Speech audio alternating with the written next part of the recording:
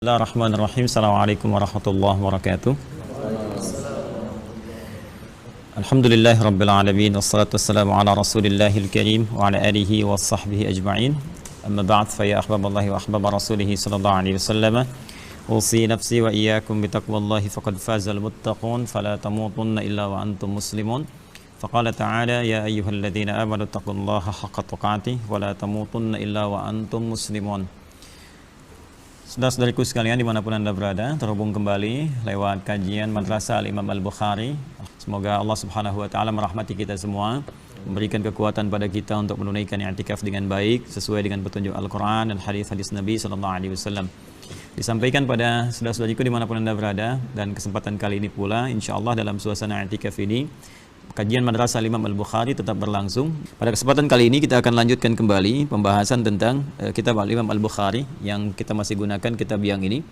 Ya, saya akan berikan penegasan dulu untuk mengetahui dengan baik kitab ini supaya kita bisa mendalami hal-hal terkait dengan tuntunan sunnah Nabi SAW dan kemana cara cepat mencarinya. Jadi sekali lagi, kitab hadis itu secara umum diklasifikasikan kepada 4 bagian. Ya, ada pertama disebut dengan jami' namanya. Jami itu kitab hadis yang berisi tentang tuntunan secara umum sifatnya, komprehensif. Jadi baik itu terkait dengan bab keimanan misalnya, bab tentang fikih, bab tentang kehidupan bermuamalah, bermasyarakat. Nah, itu babnya disebut dengan jami'. Ya, di antara kitab jami' ini yang paling populer itu ada 2. Pertama kitab Al-Imam Al-Bukhari. Nah, ini yang ada di tengah-tengah kita, ini yang saya pegang di kitabnya. Ya, makanya nama lengkapnya ini cukup panjang sebetulnya. Al-Jami' Al-Musnad As-Sahih Al-Mukhtasar, ya, min umuri Rasulullah sallallahu alaihi wasallam wa sunanihi wa ayyamihi. Jadi Al-Jami' kitab ini isinya komprehensif kata Imam Al-Bukhari. Ya, jadi kalau kita ingin mencari persoalan kehidupan yang luas, maka silahkan rujuk ke sini kalau ingin cari referensi dari Nabi. Ini ada bab misalnya kitab tentang pemerintahan, kitabul imarah, kitab tentang orang sakit, ya, kitabul marid, ada kitab persoalan tentang iman, tentang ilmu. Di sini ada 97 tema, ya, disebut dengan kitab. Jadi setiap tema punya subtema lagi. Setiap subtema punya hadis. Misal kitabul iman, ya, tema yang kedua itu ada 57 hadis. Jadi kalau kita sedang merasa misalnya imannya turun, kok malas, itu kan ibadah jadi lambat, ya, futur istilah-istilah sekarang itu pengen kita naikin lagi, maka buka kitabul iman, di situ akan diberi petunjuk bagaimana menaikkan iman dan kita jaga supaya nggak turun lagi. Ya, kitab ketiga misalnya kitabul ilmi. Bagaimana cara belajar yang efektif, itu Nabi punya, ada hadis-hadis, ya, ada langsung tipsnya yang langsung disampaikan oleh Allah Subhanahu wa Ta'ala lewat Nabi sallallahu alaihi wasallam. Kapan, bagaimana cara mengatur jadwal belajar, bagaimana belajar yang efektif, ya, belajar yang cepat ingat, tidak mudah lupa, gitu. Ada di Kitabul Ilmi. Nah, ini ada 97 topik, semuanya sudah diteliti oleh Imam Al-Bukhari, musnad, tersambung langsung infonya ke Nabi. Sahih, statusnya benar, kan? Mukhtasar, disampaikan dengan cara yang singkat, padat, min umuri Rasulullah sallallahu alaihi wasallam. Segala hal terkait dengan perbuatan aktivitas Nabi sallallahu alaihi wasallam wa sunanihi wa ayyamihi. Kebiasaan hariannya 24 jam itu Nabi apa yang dikerjakan. Jadi kita bisa cek di sini secara umum. Nah, nanti ada kitab hadis yang terkait dengan bab fikih. Jadi kitab hadis yang disusun berdasarkan urutan fikih. Ya, kalau kita pengen tahu misalnya cara wudu yang baik bagaimana, kan? Cara sholat yang sempurna seperti apa yang Nabi contohkan. Nah, itu kalau kita mau shortcut cara cepatnya jangan ke kitab ini. Karena kitab ini masih umum pembahasannya. Maka cari kitab namanya As-Sunan. Ya, kitab Sunan itu kitab hadis yang disusun berdasarkan urutan fikih. Ya, jadi dimulai dari babut taharah nanti kan, kemudian salat dan seterusnya. Jadi di sini akan ditemukan. Ya, contoh misalnya Sunan Abu Daud. Ya, nanti besok saya tunjukkan kitabnya. Ya, Sunan Abu Daud, Sunan At-Tirmidzi, Sunan An-Nasa'i misalnya kan. Nah, itu kitab-kitab yang memang susunannya berdasarkan pembahasan fikih.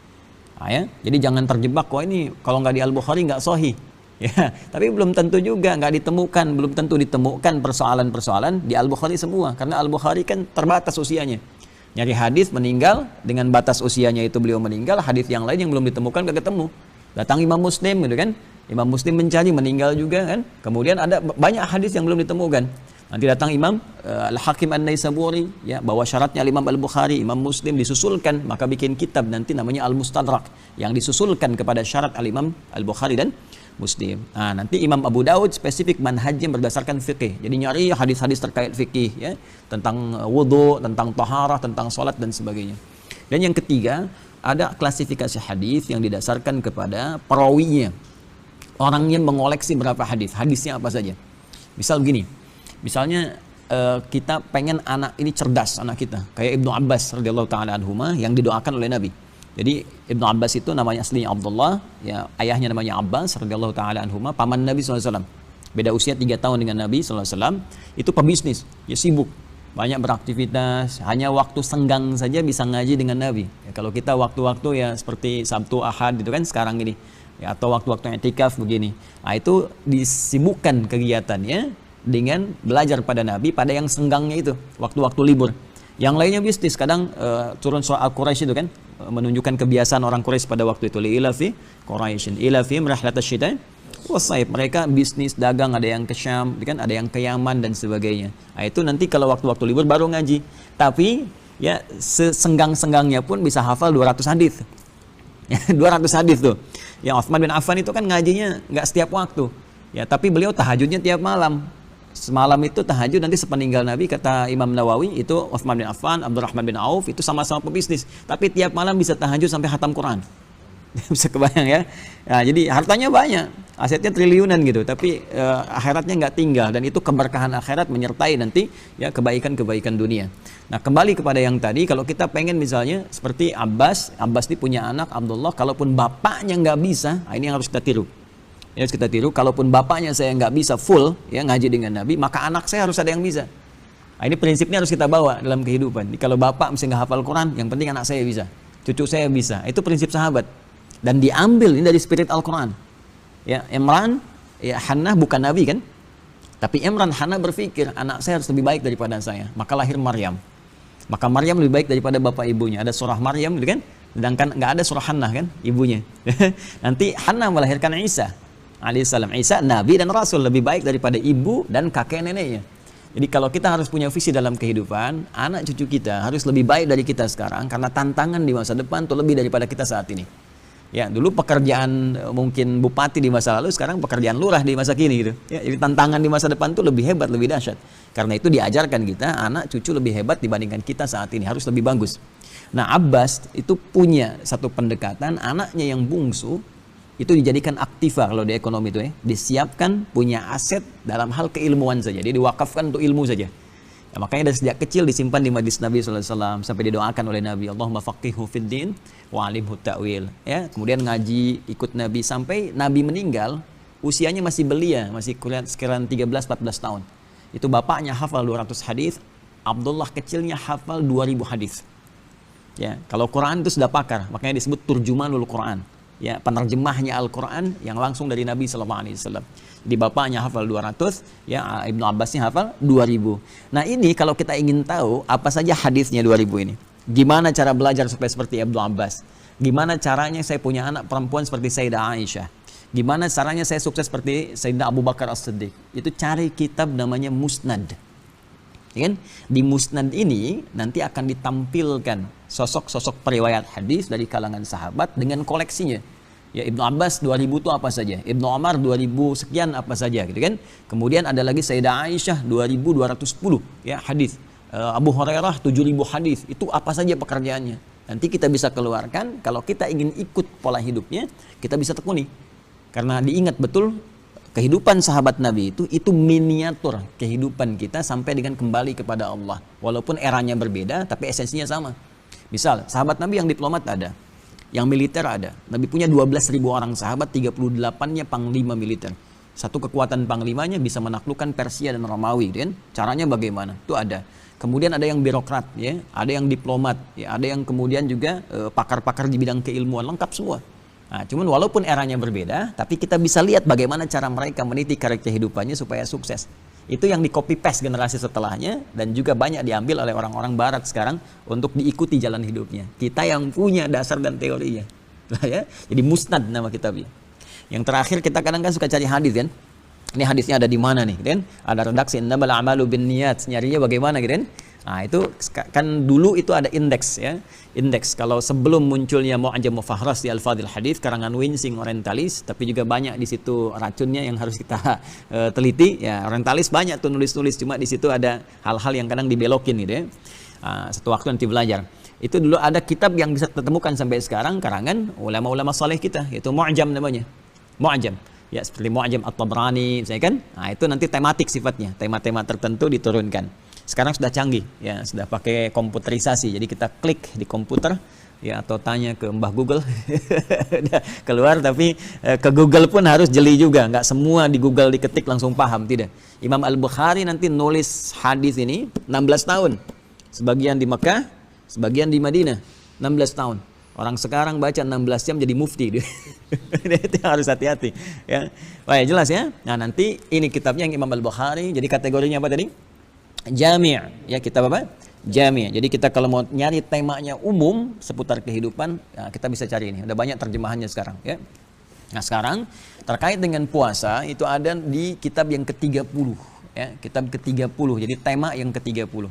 Saya sering sampaikan temanya. Ini untuk pengetahuan dulu ya. Nanti insya Allah disambungkan ke link. Ini ada di tema yang ke-30, ya. Kemudian di situ ada subbab. Ya, kita akan belajar bacakan dulu, kemudian kita jelaskan apa namanya maknanya. Ya, pemirsa, teman-teman sekalian dimanapun Anda berada, ini sedikit saya mengingatkan kembali apa yang telah kita tegaskan di pertemuan yang lalu supaya ada ketersambungan pembelajaran kita. Alhamdulillah, kita sudah belajar banyak dari sejak kitab ke-30 dari awal puasa sampai dengan kemarin kita tuntaskan. Nah, sekarang kita akan masuk dulu kepada persoalan-persoalan yang disampaikan oleh Nabi yang kemungkinan terjadi di masa depan. Dan ini nyata, termasuk bab yang baru kemarin kita bahas, yaitu tentang bagaimana perempuan yang haid gitu kan, orang sakit dan orang perjalanan, status mengkodoknya, apa yang harus dikerjakan amalannya. Dan setelah 15 abad ternyata pertanyaan itu masih ada. Ya, saya cek pagi tadi ternyata ada yang bikin status juga, katanya perempuan yang haid itu masih boleh puasa.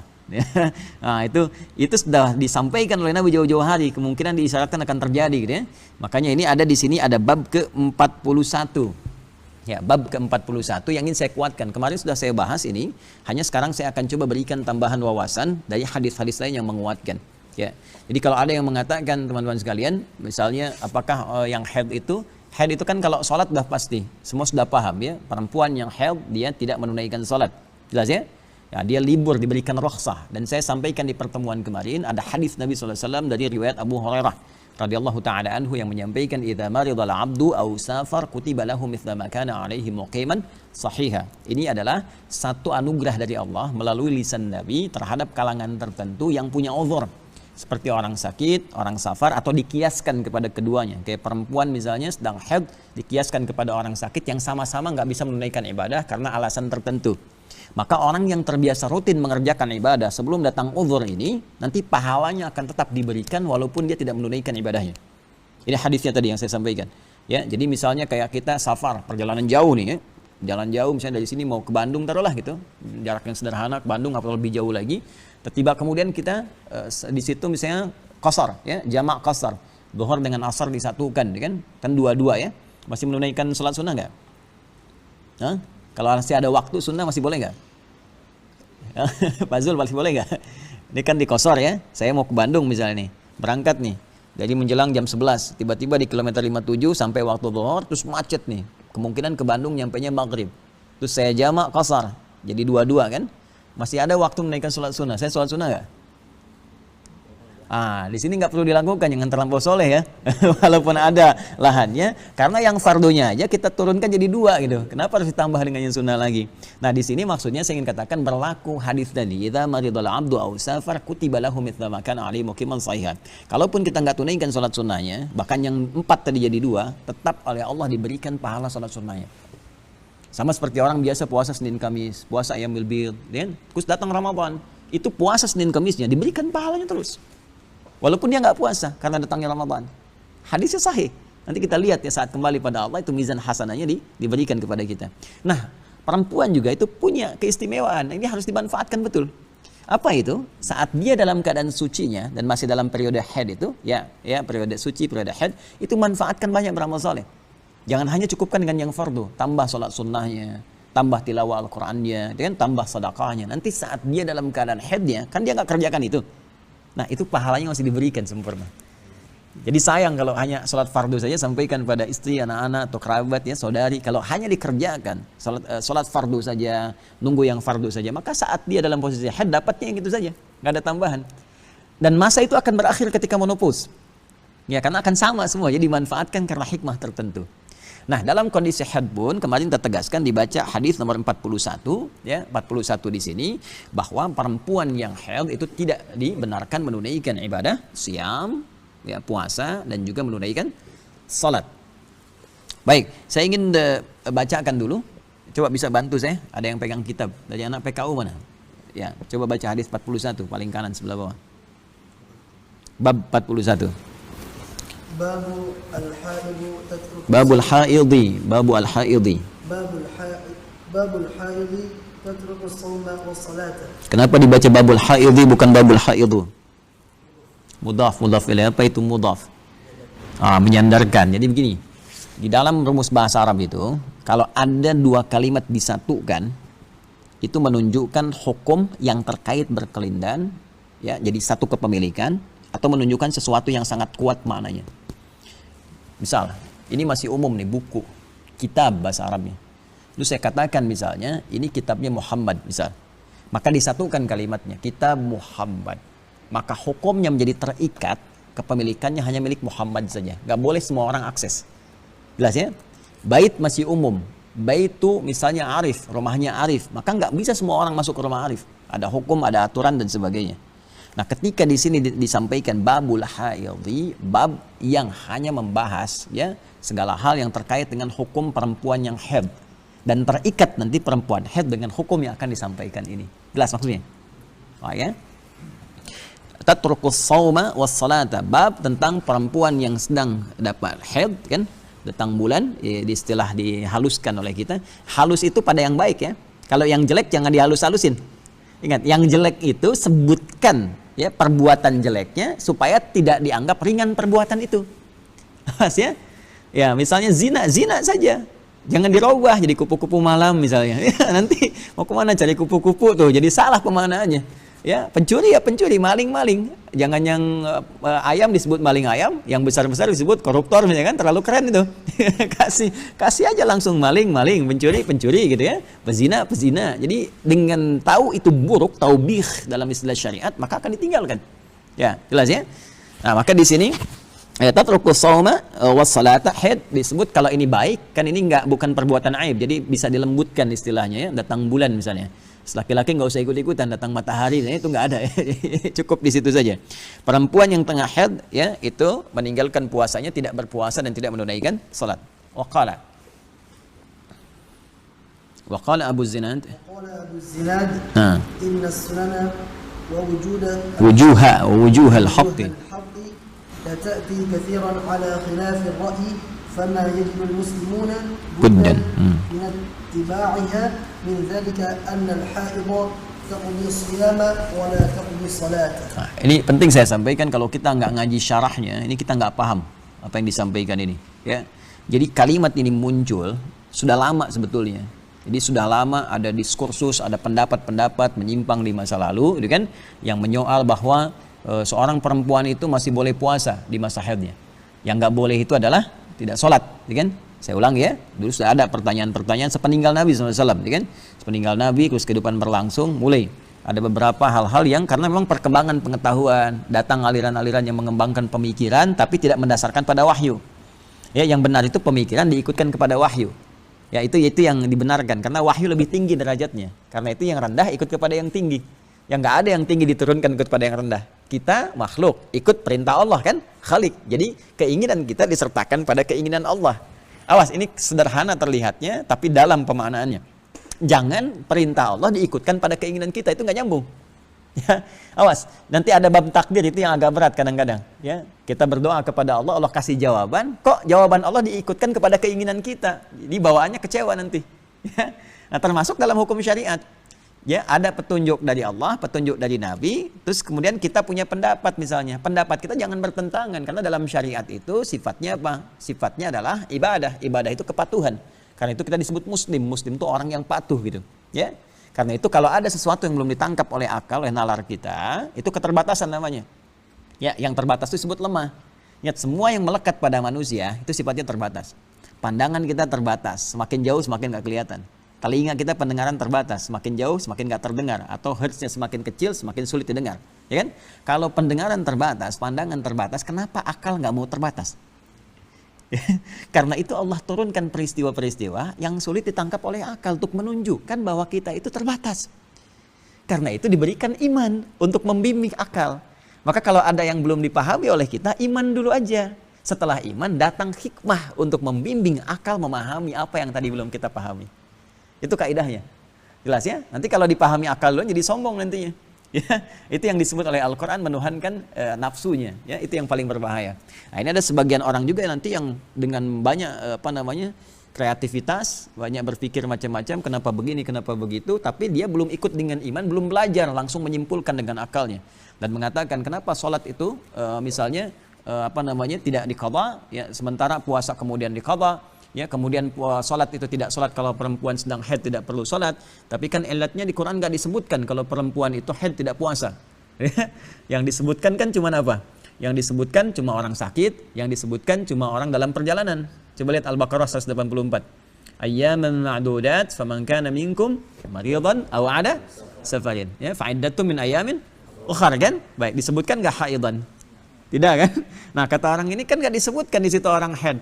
Ya, yang boleh berbuka itu, ya, yang boleh dia tidak berpuasa itu karena udzur, sakit, atau yang kedua perjalanan.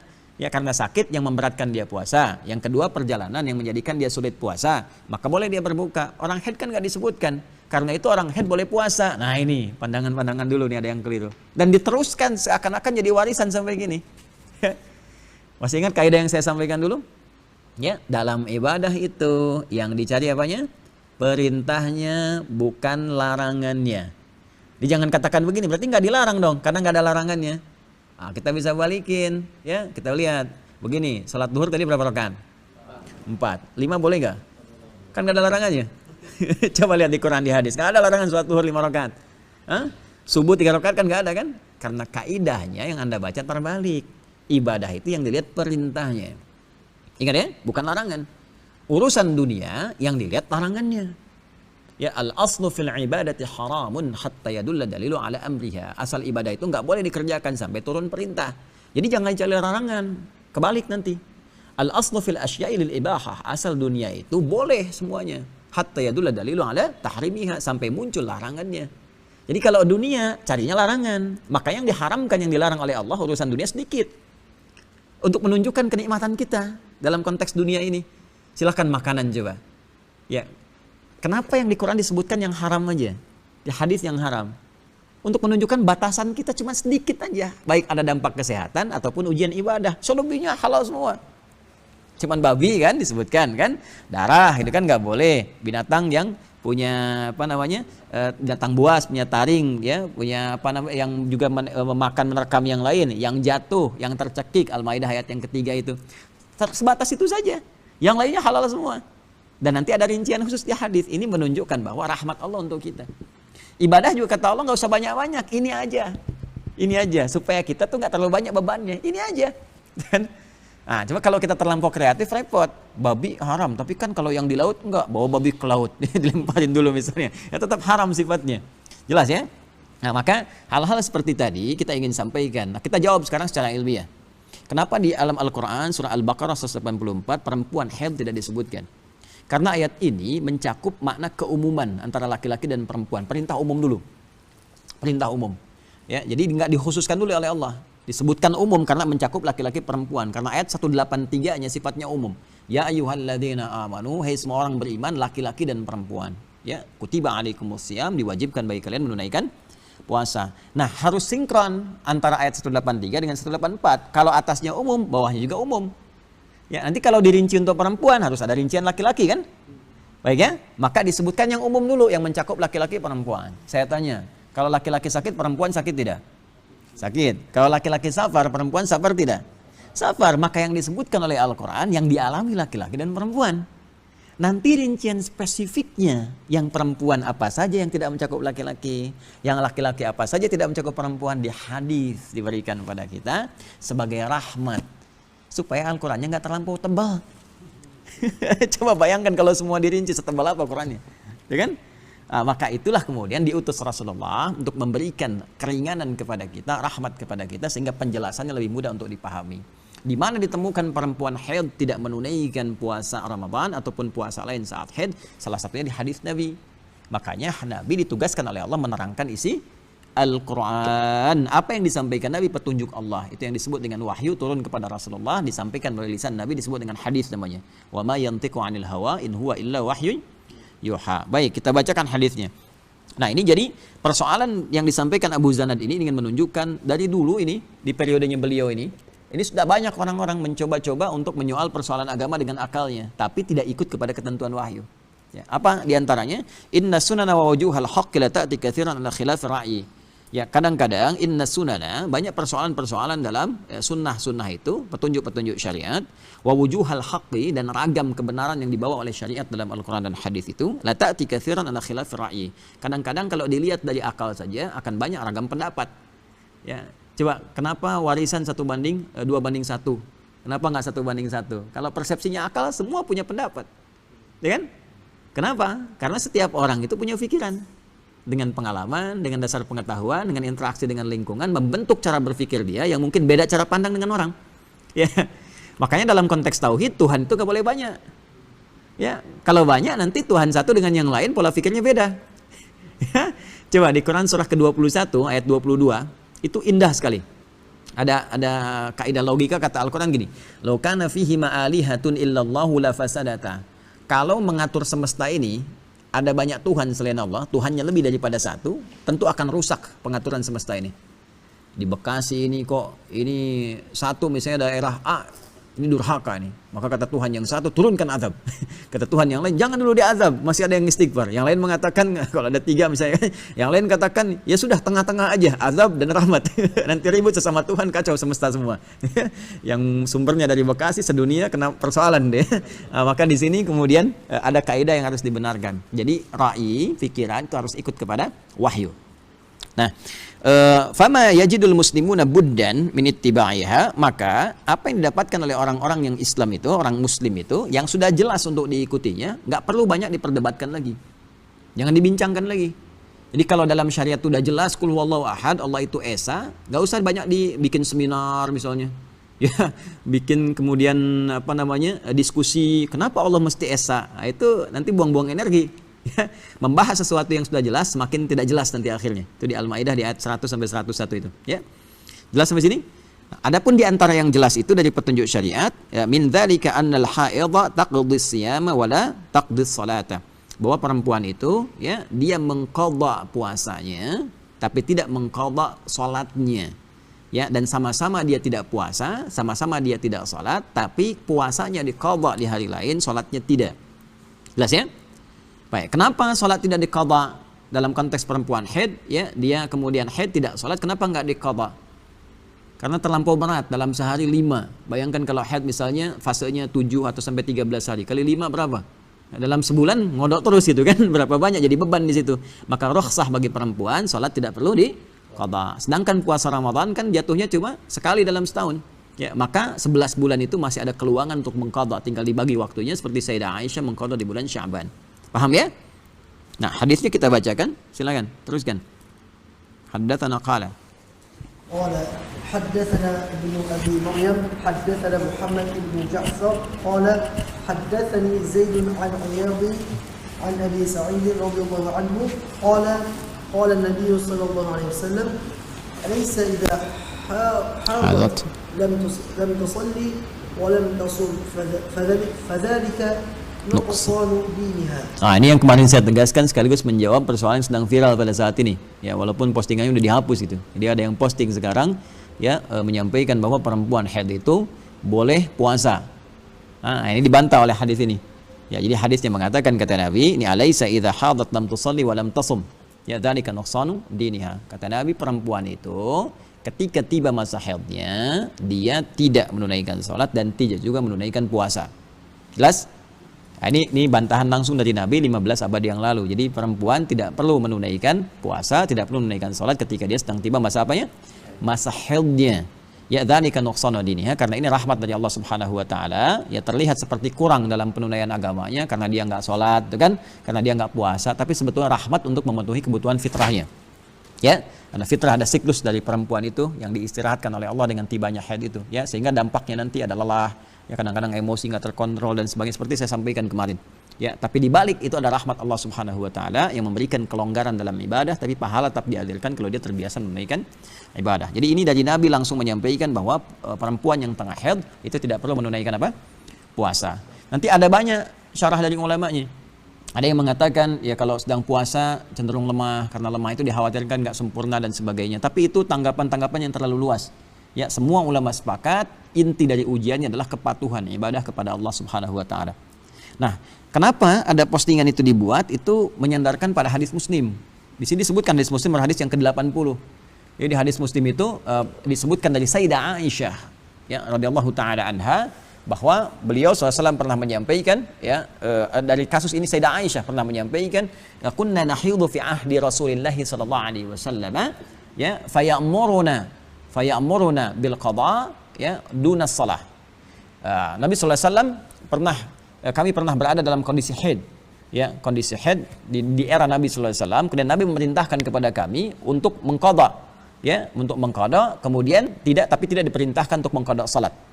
Baik, ada redaksi lain fayamuruna bisyam, memerintahkan nu'maru bisyam, kami diperintahkan untuk menunaikan puasa, ya tapi tidak diperintahkan untuk menunaikan salat. Nah, ini dibacanya sepotong. Oh, hati-hati, di ilmu hadis itu nggak boleh begitu. Jadi kalau kita menemukan satu kejadian, maka ada istilah di ilmu hadis al-jam'u, kumpulkan semua hadis terkait dengan itu sehingga kronologisnya nanti bisa terurutkan dalam konteks apa, bicara maknanya seperti apa. Karena nanti gini, kadang-kadang ya Sayyidah Aisyah kan riwayatnya dari Sayyidah Aisyah nih sumbernya. Ya, tapi Sayyidah Aisyah nanti kan ngajar sepeninggal Nabi. Yang dengar Sayyidah Aisyah itu berapa orang? Bisa jadi nanti terputus kalimatnya, si fulan nyampaikan ini, sama-sama paham soal maknanya, cuman yang dimaksudkan kondisi ini loh. Cuma yang nerima setelah jadi salah paham. Ya, contoh begini, contoh. Saya ingin katakan, nanti malam insya Allah setelah tarawih dan witir akan ada muhadarah ceramah dari Syekh Ahmad membuka tanya jawab untuk kita semua seputar puasa Ramadan. Coba ulangi, Pak. Bapak boleh ulangi, setangkap Bapak aja sampaikan. Nanti malam setelah tarawih, ya.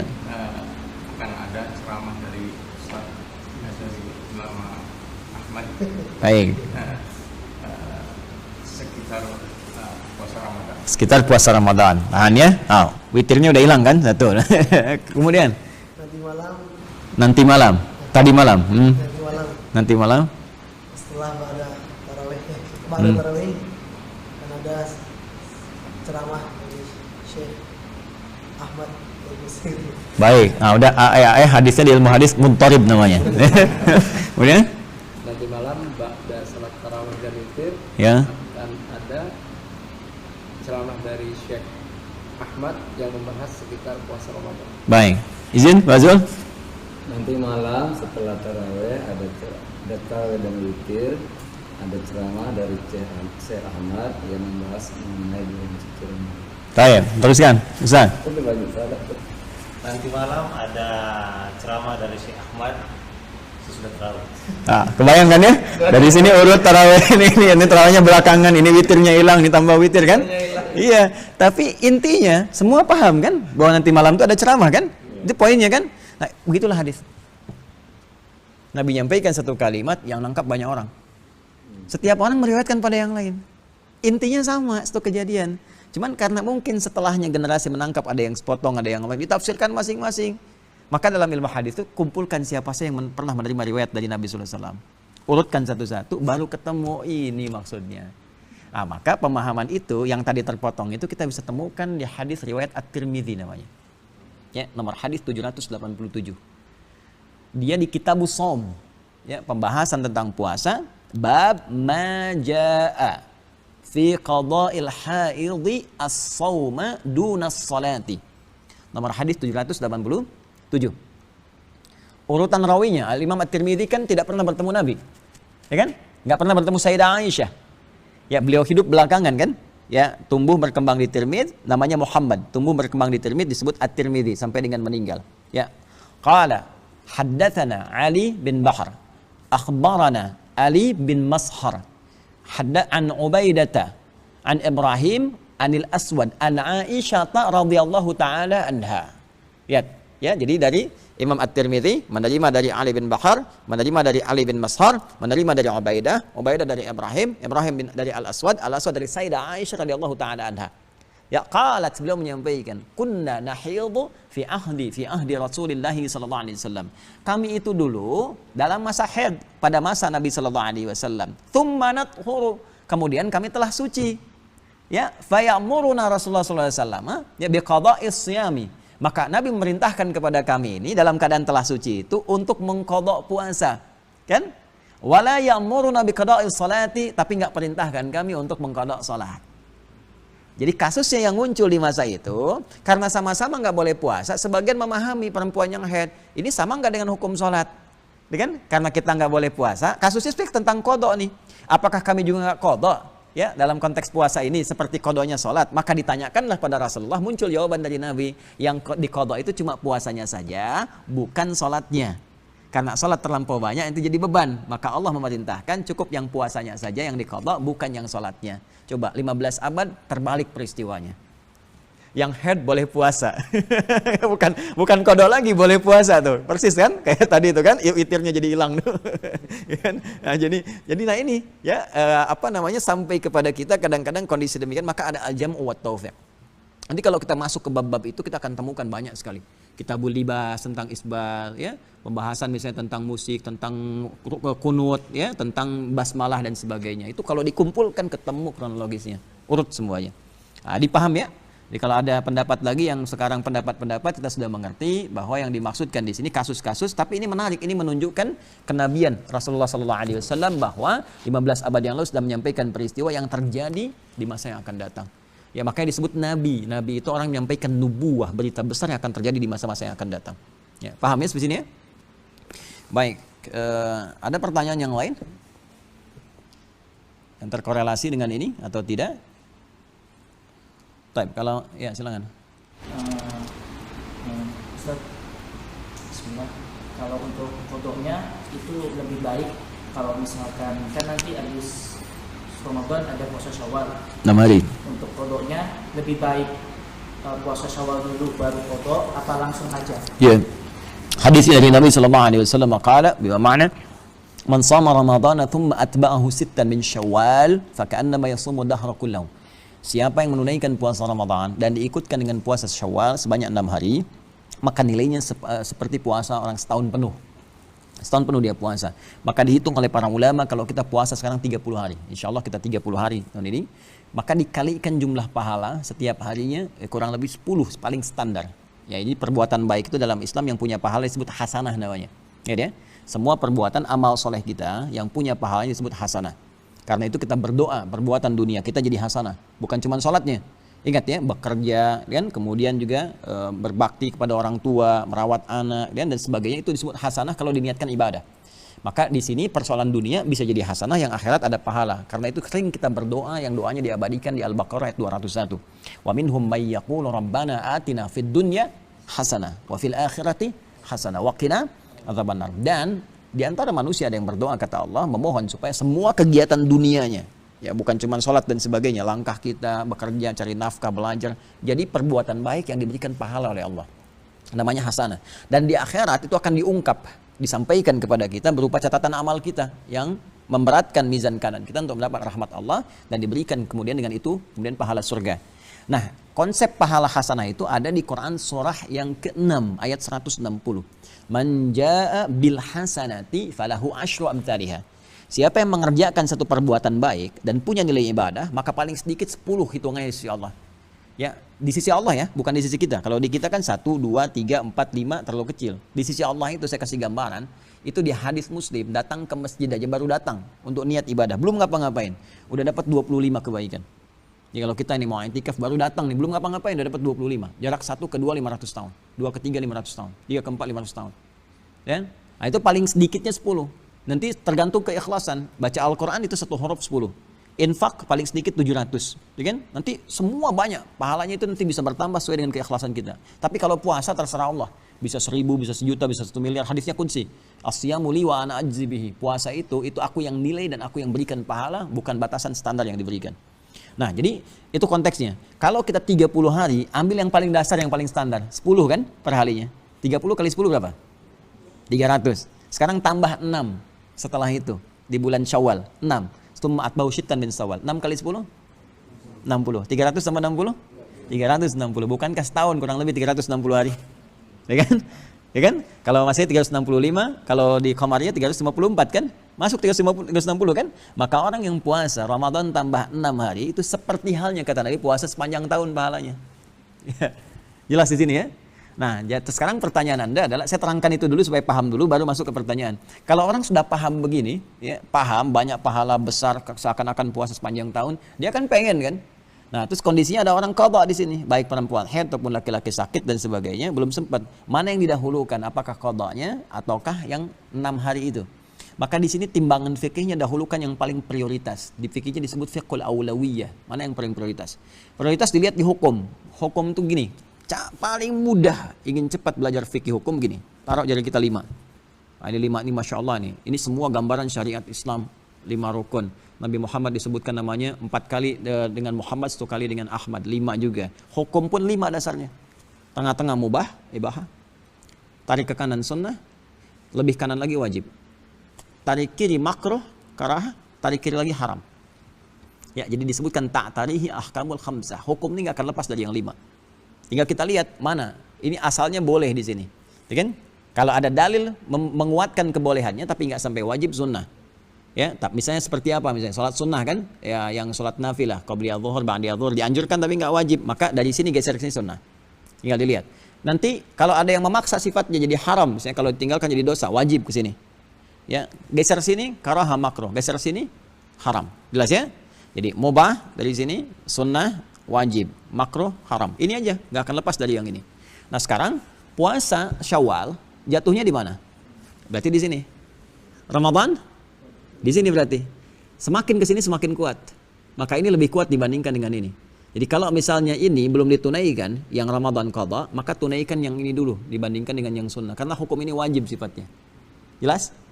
Baik, ini. Jadi kalau kita dapatkan misalnya qadha'nya 10 hari, selesaikan dulu 10 hari. Sisanya kan Syawal masih ada 20 hari. Kejar ya. Kalaupun nggak kekejar keseluruhannya, misalnya ada perempuan haid atau ditambah nifas atau yang lain nggak pas berhentinya misalnya tinggal 6 hari lagi, pas qadar Allah di situ kemudian ada qadha, ada kemudian Syawal.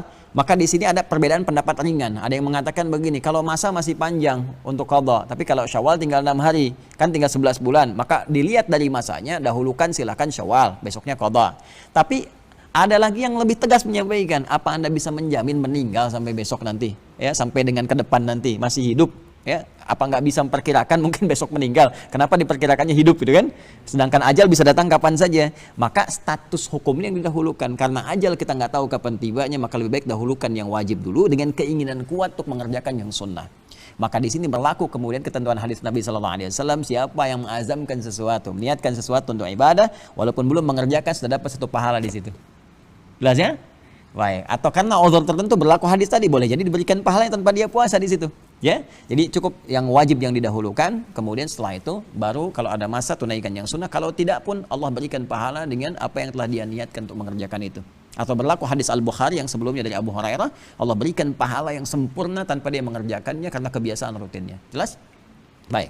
Apa dalilnya puasa wajib itu saking kuatnya harus didahulukan? Jangankan yang hidup, yang wafat pun ini ada nanti satu hukum tertentu yang mengikat. Apa hukumnya? Karena Anda tanya, Anda baca. Bab 42. Bismillahirrahmanirrahim. Babu man mata wa alaihi shaum. Sebentar. Babu man mata wa alaihi shaumun. Bab yang membahas tentang orang yang telah meninggal. Ya, man di sini, man itu ismun mausulun, yadullu 'alal fardiyatil 'ammiyah. Ya, paham? Tidak. Jadi man itu isim mausul konjungsi. Huruf sambung tapi menunjuk kepada objek atau subjek secara personal, tapi sifatnya luas. Jadi saya sering katakan begini, kalau ada huruf man di hadis atau Quran menunjuk kepada makhluk bukan Allah, maka posisikan seakan kita yang diajak bicara secara personal. Ya, jadi ayat ini untuk kita, hadis ini untuk kita. Pahami bahwa Nabi sedang bicara kepada saya. Itu cara memahaminya di ilmu bahasa. Nah, jadi ketika dikatakan babu man mata, bab pembahasan tentang ya orang yang telah meninggal, seakan-akan kita dikhitab, kamu akan meninggal. Kan? Itu saat kamu wafat gitu ya. Maka persiapan apa yang dibawa menjelang pada wafat itu? Jelas ya? Di sini mata, biasanya di dalam redaksi Al-Qur'an ada hadis tuh, ada mata, ada tuwfiya. Artinya tuwfiya wafat, sama-sama meninggal juga. Ya, wafat itu dari bahasa Arab, dari redaksi Al-Qur'an. Ingat, di Quran surah ke-32 As-Sajdah ayat 11, paling kanan sebelah bawah di mushaf. Qul yatawaffakum malakul mautil ladzi wukkila bikum. Ya, qul, katakan Muhammad sallallahu alaihi wasallam, yatawaffakum malakul maut, ya. Katakan Muhammad sallallahu alaihi wasallam, nanti aku tugaskan malaikat maut. Ada satu malaikat namanya malaikat maut, yaitu malaikat yang membawa maut, yang menjadikan seseorang yang hidup itu akan wafat. Ya, selesai kehidupannya. Jadi wafat itu bahasa Al-Qur'an. Dan halus sifatnya. Ya, halus. Jadi wafat itu halus sifatnya. Nah, kalau disebutkan wafat, itu proses dia kematiannya. Ya, yang perpindahan, rohnya keluar dari tubuhnya kemudian keluar. Kalau disebutkan mata, itu yang dimaksudkan mautnya. Ya, mautnya. Sifat kematiannya bisa jadi berat, bisa jadi ringan. Kalau wafat, perpindahannya saja, meninggal gitu. Tapi kalau disebutkan mata, redaksinya, ini menunjukkan proses kematiannya, yang menunjukkan maut datang, bisa berat, bisa ringan. Ya, ini yang disebutkan di Quran surah ke-3 Ali Imran ayat 185. Kullu nafsin dha'iqatul maut. Setiap yang punya jiwa pasti akan merasakan maut. Ya kan? Yang bawa maut malakul maut, tapi merasakannya bagaimana gitu. Tergantung amal solehnya. Makanya ketika dia soleh, ketika maut itu datang, itu nggak akan terasa karena datang panggilan Allah yang mengiringi. Di Quran surah 89 itu, ayat 27 sampai 30. Ya ayyatuhan nafsul mutmainnah, irji'i ila rabbiki radiyatan mardiyah. Jadi dia tuh nggak kepikiran maut, nggak kepikiran meninggal. Tahu-tahu ada panggilan Allah, terus dia ngelihat tampilan malaikat baik itu, tenang jiwanya, ngelihat gini kan, masya Allah gitu. Orang yang belajar fikih kematian, jadi bukannya fikih kehidupan nih, ada fikih kematian. Jangan cuma belajar fikih surga, fikih neraka harus tahu, supaya tahu di mana lubangnya, di mana jeratnya. Jangan cuma belajar nikmat kubur, siksa kubur harus tahu, supaya tahu cara menghindarinya. Jangan cuma belajar malaikat, setan mesti tahu, supaya kita ngerti bagaimana cara menghindarinya. Ya, jadi kalau orang belajar tentang fikih kematian, dia mengerti, tahu ciri fisik malaikatnya yang datang, yang mengambil, senyum dan sebagainya, sehingga dia tuh tenang, gini tiba-tiba la ilaha illallah. Ada yang sedang sholat meninggal, ada yang sedang sujud meninggal. Ya? Ada yang bahkan bisa mempersiapkan diri karena tahu kondisinya, belajar, saking belajarnya ngerti, oh ini kondisi begini, 40 hari sebelum meninggal perasaan begini, lebih dekat perasaan begini. Itu ada yang sampai nyiapkan kain kafannya, ada yang sampai pamit kemana-kemana dan sebagainya. Al-Imam Al-Ghazali itu ba'da subuh, sebelum subuhnya udah minta siapkan kain kafan, carikan begini, udah selesai dicarikan, pasang sendiri begini. Tapi bukan pasang semua nutup, pasangkan begini, nanti kalau aku meninggal, udah disampaikan, lakukan begini, sudah, jangan repotkan tetangga. Udah begitu disampaikan la ilaha illallah, meninggal dunia. Dan banyak orang soleh demikian. Ya, makanya ketika meninggal dunia ada panggilan, ya. Apa panggilannya? Ya ayat Tuhan nafsul mutmainnah, jiwa yang tenang. Karena saking tenangnya ngelihat datang senyum, wah jarang-jarang lihat malaikat kan. Tampilannya datang dan semua senang. Terus diperlihatkan kebiasaan dia. Kalau amal soleh diperlihatkan amalnya, perlihatkan surganya. Ya, jadi begitu diperlihatkan tenang, senang. Tiba-tiba nggak sadar dah pergi aja.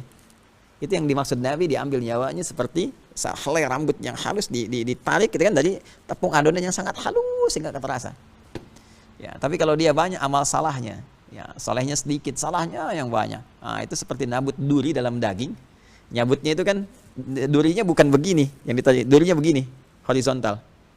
Tariknya begini kan. Nah, dan takut untuk pergi karena tahu masanya pulang, yang datang menyeramkan, belum siap pulang. Sekarang kayak mudik kan. Sekarang kan ada larangan mudik gitu kan. Ya belum dilarang, kalau udah punya bekal dia berangkat kan. Sebelum masa tiba udah pada berangkat tuh. Kenapa? Mau dilarang mau nggak dilarang, orang mudik tuh karena merasa punya bekal. Silakan cek. Karena punya bekal. Kalau nggak punya bekal nggak mau mudik. Saya tanya kenapa Anda nggak mudik? Pernah saya tanyakan. Saya nggak ada bekal kan ya Pak? Oh gitu. Tapi kalau dia punya bekal, dia telepon lu ke rumah, saya mau pulang hari ini. Tahun ini saya pulang.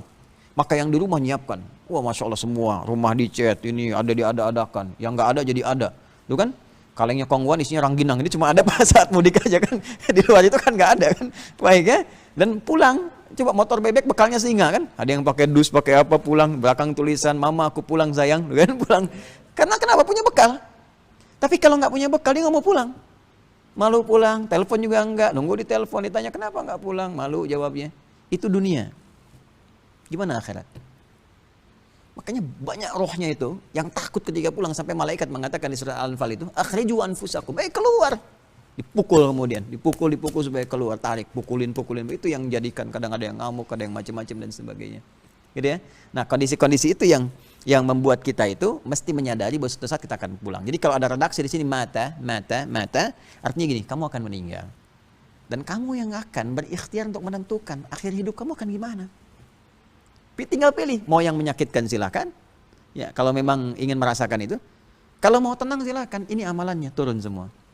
Maka di Quran nanti ada husnul khatimah, ada su'ul khatimah, ada nafsul lawamah. Ya, la uqsimu biyaumil qiyamah, wa la uqsimu bin nafsil lawamah. Yang banyak menyesal, kenapa dulu saya enggak begini, kenapa dulu enggak begini. Ditampakkan di dunia, itu akan fitrah kita. Silahkan cek, nanti berdasar perjalanan waktu itu akan ada perasaan begitu. Kenapa saya dulu begini? Kalau itu masih ada di dunia, maka bersyukurlah kepada Allah. Karena punya kesempatan memperbaiki. Tapi kalau sudah di akhirat, nanti akan banyak yang berkata, bahkan Allah ungkapkan nanti di surat Al-Munafiqun itu, fa'asaddaqu aqum minas shalihin. Allah berikan sedetik aja. Maka sedetik itu aku akan niatkan semua amalku hanya untuk ibadah. Gitu. Wa aqum minas shalihin. Wa la yu'akhirallahu nafsan idza jaa ajaluha. Sudah, kalau sudah tiba waktunya nggak akan bisa balik. Jadi kalau disebutkan man mata, siapa yang meninggal, maka disebutkan ini adalah khitab kepada diri kita, persiapkan diri dalam suasana apa kita akan wafat. Wa alaihi shaumun, ada yang meninggal tapi masih punya kewajiban puasa. Nah, tadi kan terkait dengan pertanyaan Anda tadi, kalau ada kewajiban puasa, bagaimana, apakah dahulukan puasa yang Ramadan wajib atau sunnah di sini? Nah, ini saya ingin tunjukkan bagaimana kekuatan yang wajib sampai yang meninggal pun masih punya kewajiban puasa.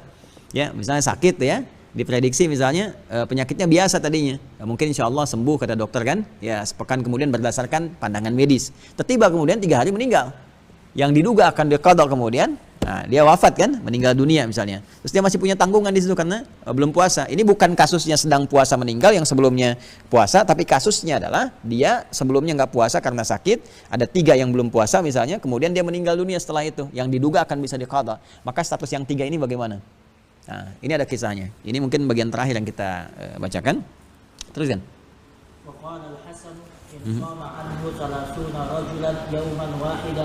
Oke, teruskan dulu. Qala haddatsana. Haddatsana Muhammad bin Khalid, haddatsana Muhammad bin Musa bin A'yan, haddatsana Abi an Amr bin Harith an Ubaidillah bin Abi Ja'far anna Muhammad bin Ja'far haddatsahu an Urwata an Aisyah radhiyallahu ta'ala anha anna Rasulullah sallallahu alaihi wasallam qala man mata wa alaihi siyamun shama anhu waliyuhu. Taib. Nah, ini ya.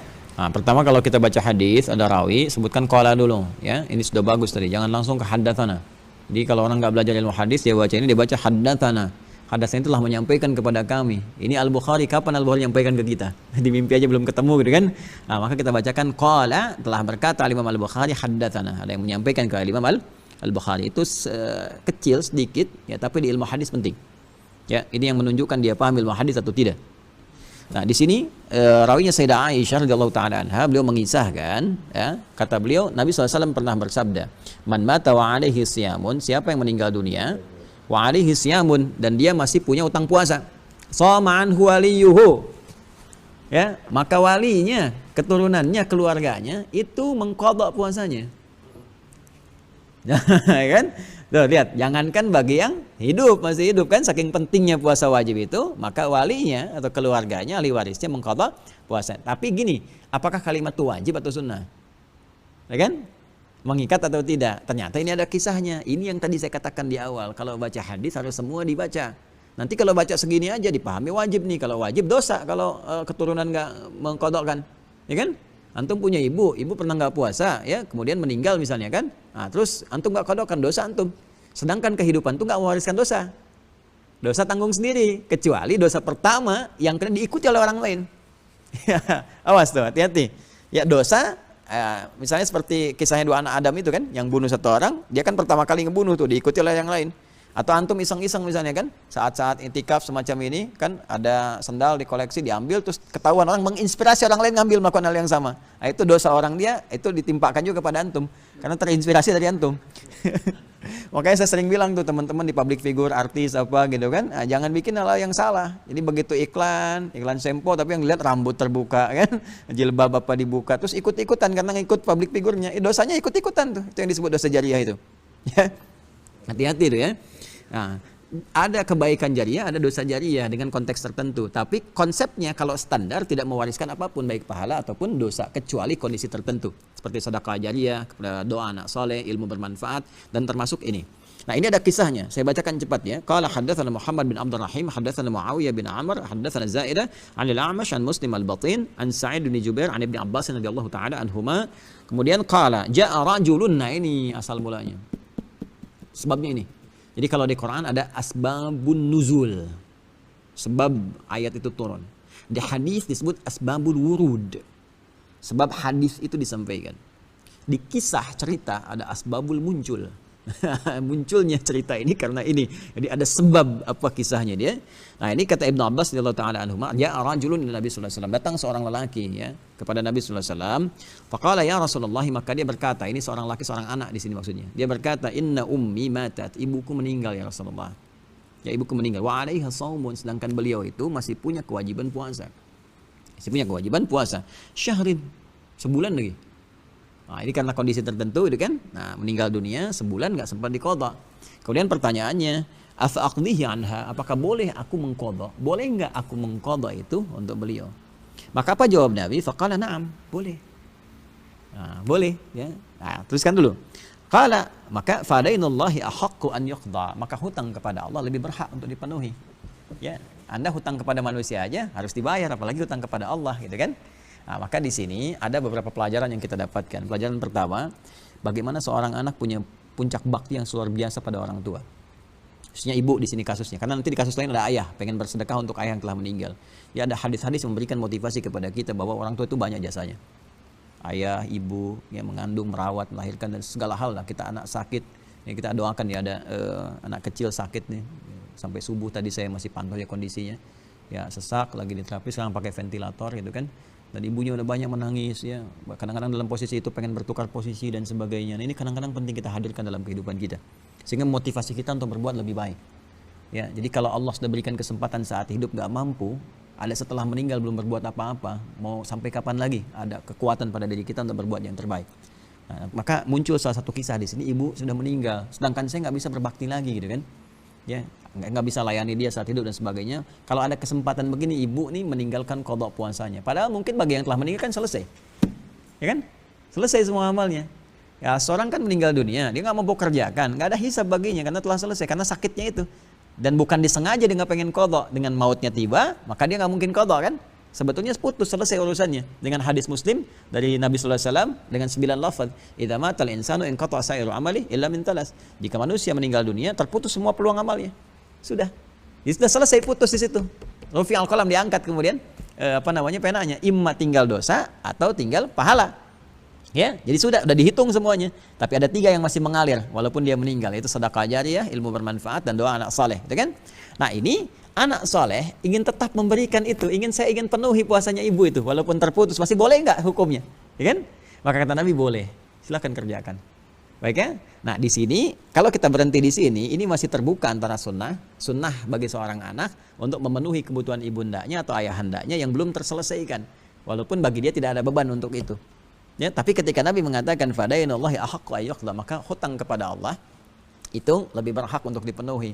Maka ini memberikan satu hal penekanan ya kepada kita. Jika ada orang tua misalnya masih terikat hal sebagainya, maka berdasar bakti yang diberikan oleh keduanya kepada kita, perhatian, sayang dan sebagainya, maka berikan terbaik bakti yang bisa kita persembahkan. Ya, sepanjang itu bisa kita lakukan sampai kita meninggal dunia. Maka disebut oleh Nabi itu sebagai utang yang kita harus termotivasi untuk bisa memenuhi itu semua.